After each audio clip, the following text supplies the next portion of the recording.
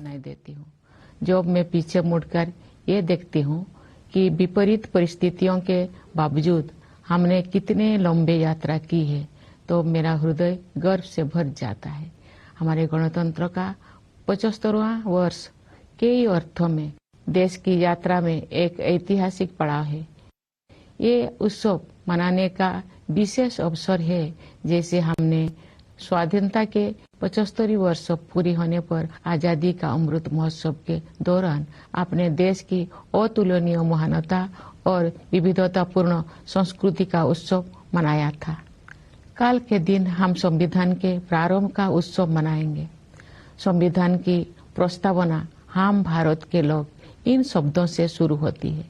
ये शब्द हमारे संविधान के मूल भाव अर्थात लोकतंत्र को रेखांकित करते हैं। भारत की लोकतांत्रिक व्यवस्था लोकतंत्र की पश्चिमी अवधारणा से कहीं अधिक प्राचीन है। इसीलिए भारत को लोकतंत्र की जननी कहा जाता है। एक लंबे और कठिन संघर्ष के बाद 15 अगस्त 1947 को हमारा देश विदेशी शासन से मुक्त हो गया, लेकिन उस समय भी देश में सुशासन तथा देशवासियों में निहित क्षमताओं और प्रतिभाओं को उन्मुक्त विस्तार देने के लिए उपयुक्त मूलभूत सिद्धांतों और प्रक्रियाओं को स्वरूप प्रदान करने का कार्य चल ही रहा था। संविधान सभा ने सुशासन के सभी पहलुओं पर लगभग 3 वर्षों तक विस्तृत चर्चा की और हमारे राष्ट्र के महान आधारभूत ग्रंथ यानी भारत के संविधान की रचना की। आज के दिन हम सब देशवासी उन दूरदर्शी जननायकों और अधिकारियों का कृतज्ञता पूर्वक स्मरण करते हैं, जिन्होंने हमारा भव्य और प्रेरक संविधान के निर्माण में अमूल्य योगदान दिया था। हमारा देश स्वतंत्रता की शताब्दी की ओर बढ़ते हुए अमृत काल के प्रारंभिक दौर से गुजर रहा है। ये एक युगांतकारी परिवर्तन का कालखंड है। हमें अपने देश को नई ऊंचाइयों तक ले जाने का सुनहरा अवसर मिला है। हमारा लक्ष्यों को प्राप्त करने के लिए प्रत्येक नागरिक का योगदान महत्वपूर्ण होगा। इसके लिए मैं सभी देशवासियों से संविधान में निहित हमारे मूल कर्तव्यों का पालन करने का अनुरोध करूंगी। ये कर्तव्य आजादी के 100 वर्ष पूरी होने तक भारत को एक विकसित राष्ट्र बनाने की दिशा में प्रत्येक नागरिक के आवश्यक दायित्व है। इस संदर्भ में मुझे महात्मा गांधी का स्मरण होता है। बापू ने ठीक ही कहा था, जिसने केवल अधिकारों को चाहा है, ऐसे कोई भी प्रजा उन्नति नहीं कर सकी है। केवल वही प्रजा उन्नति कर सकी है जिसने कर्तव्यों का धार्मिक रूप से पालन किया है।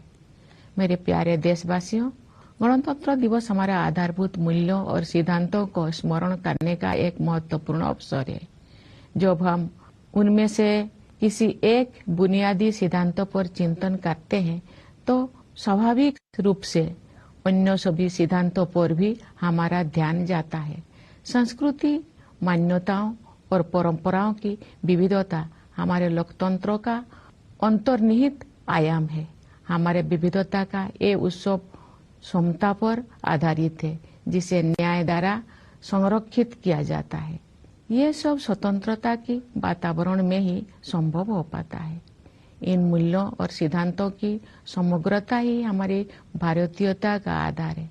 Doctor B.R. अम्बेडकर के प्रबुद्ध मार्गदर्शन में प्रवाहित इन मूलभूत जीवन मूल्यों और सिद्धांतों में रची बसी संविधान की भावधारा ने सभी प्रकार के भेदभाव को समाप्त करने के लिए सामाजिक न्याय के मार्ग पर हमें अडिग बनाए रखा है।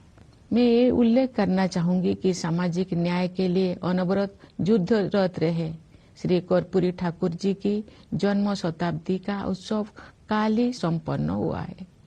कर्पूरी जी पिछड़े वर्गों के सबसे महान पक्षकारों में से एक थे, जिन्होंने अपना सारा जीवन उनके कल्याण के लिए समर्पित कर दिया था। उनका जीवन एक संदेश था। अपने योगदान से सार्वजनिक जीवन को समृद्ध बनाने के लिए मैं कर्पूरी जी को अपनी श्रद्धांजलि अर्पित करती हूँ। हमारे गणतंत्र की मूल भावना से एकजुट होकर 140 करोड़ से अधिक भारतवासी एक कुटुंब के रूप में रहते हैं। दुनिया के सबसे बड़े इस कुटुंब के लिए सह अस्तित्व की भावना भूगोल द्वारा थोपा गया बोझ नहीं है, बल्कि सामूहिक उल्लास का सहज स्रोत है, जो हमारे गणतंत्र दिवस के उत्सव में अभिव्यक्त होता है। इस सप्ताह के आरंभ में हम सबने अयोध्या में प्रभु श्री राम के जन्म स्थान पर निर्मित भव्य मंदिर में स्थापित मूर्ति की प्राण प्रतिष्ठा का ऐतिहासिक समारोह देखा। भविष्य में जब इस घटना को व्यापक परिप्रेक्ष्य में देखा जाएगा, तब इतिहासकार भारत द्वारा अपने सभ्यतागत विरासत की निरंतर खोज में युगांतकारी आयोजन के रूप में इसका विवेचन करेंगे। उचित न्यायिक प्रक्रिया और देश के उच्चतम न्यायालय के निर्णय के बाद मंदिर का निर्माण कार्य आरंभ हुआ। अब ये एक भव्य संरचना के रूप में शोभायमान है। ये मंदिर न केवल जन जन की आस्था को व्यक्त करता है, बल्कि न्यायिक प्रक्रिया में हमारे देशवासियों की अगाध आस्था का प्रमाण भी है। प्यारे देशवासियों, हमारे राष्ट्रीय त्योहार ऐसे महत्वपूर्ण अवसर होते हैं जब हम अतीत पर भी दृष्टिपात करते हैं और भविष्य की ओर भी देखते हैं। पिछले गणतंत्र दिवस के बाद के एक वर्ष पर नजर डालें तो हमें बहुत प्रसन्नता होती है। भारत की अध्यक्षता में दिल्ली में G20 शिखर सम्मेलन का सफल आयोजन एक अभूतपूर्व उपलब्धि थी। G20 से जुड़े आयोजनों में जन सामान्यों की भागीदारी विशेष रूप से उल्लेखनीय है। इन आयोजनों में विचारों और सुझावों का प्रभाव ऊपर से नीचे की ओर नहीं, बल्कि नीचे से ऊपर की ओर था। उस भव्य आयोजन से ये सीख भी मिली है कि सामान्य नागरिकों को भी ऐसे गहन तथा अंतर्राष्ट्रीय महत्व के मुद्दे में भागीदार बनाया जा सकता है, जिसका प्रभाव अंततः उनके अपने भविष्य पर पड़ता है। G20 शिखर सम्मेलन के माध्यम से ग्लोबल साउथ की आवाज के रूप में भारत के अभ्युदय को भी बढ़ावा मिला, जिससे अंतर्राष्ट्रीय संवाद की प्रक्रिया में एक आवश्यक तत्व का समावेश हुआ। जब संसद ने ऐतिहासिक महिला आरक्षण विधेयक पारित किया, तो हमारा देश स्त्री पुरुष समानता के आदर्शों की ओर आगे बढ़ा। मेरा मानना है कि नारी शक्ति बंधन अधिनियम महिला सशक्तिकरण का एक क्रांतिकारी माध्यम सिद्ध होगा। इससे हमारे शासन की प्रक्रियाओं को बेहतर बनाने में भी बहुत सहायता मिलेगी। जब सामूहिक महत्व के मुद्दों पर महिलाओं की भागीदारी बढ़ेगी, तो हमारी प्रशासनिक प्राथमिकताओं का जनता की आवश्यकताओं के साथ बेहतर सामंजस्य बनेगा। इसी अवधि में भारत चंद्रमा के दक्षिणी ध्रुव के क्षेत्र पर उतरने वाला पहले देश बना। चंद्रयान-3 के बाद इसरो ने एक सौर मिशन भी शुरू किया। हाल ही में आदित्य L1 के सफलतापूर्वक हेलो ऑर्बिट में स्थापित किया गया है। भारत ने अपने पहले एक्सरे पोलरीमीटर सैटेलाइट, जिसे एक्सपोसेट कहा जाता है, के प्रक्षेपण के साथ नए साल की शुरुआत की है। ये सैटेलाइट अंतरिक्ष के ब्लैक होल जैसे रहस्यों का अध्ययन करेगा। वर्ष 2024 के दौरान अन्य कोई अंतरिक्ष अभियानों की योजना बनाए गए हैं। ये प्रसन्नता के विषय है कि भारत की अंतरिक्ष यात्रा में अनेक नई उपलब्धियां हासिल की जाने वाले हैं। हमारे प्रथम मानव अंतरिक्ष उड़ान कार्यक्रम गगनयान मिशन की तैयारी सुचारू रूप से आगे बढ़ रही है। हमें अपने वैज्ञानिकों और प्रौद्योगिकी विशेषज्ञों पर सदैव गर्व रहा है, लेकिन अब ये पहले से कहीं अधिक ऊंचे लक्ष्य तय कर रहे हैं और उनके अनुरूप परिणाम भी हासिल कर रहे हैं।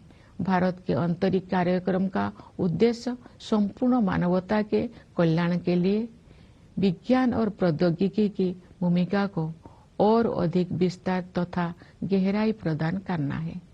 इसरो के कार्यक्रम के प्रति देशवासियों में जो उत्साह दिखाई देता है, उससे नई आशाओं का संचार हो रहा है। अंतरिक्ष विज्ञान के क्षेत्र में नई उपलब्धियों ने युवा पीढ़ी की कल्पना शक्ति को नई फौंक दिए हैं। मुझे विश्वास है कि हमारे बच्चों और युवाओं में बड़े पैमाने पर विज्ञान के प्रति रुझान बढ़ेगा तथा उनमें वैज्ञानिक दृष्टिकोण विकसित होगा। अंतरिक्ष विज्ञान की इन उपलब्धियों से युवाओं, विशेषकर युवा महिलाओं को ये प्रेरणा मिलेगी कि वे विज्ञान और प्रौद्योगिकी को अपना कार्य क्षेत्र बनाएं।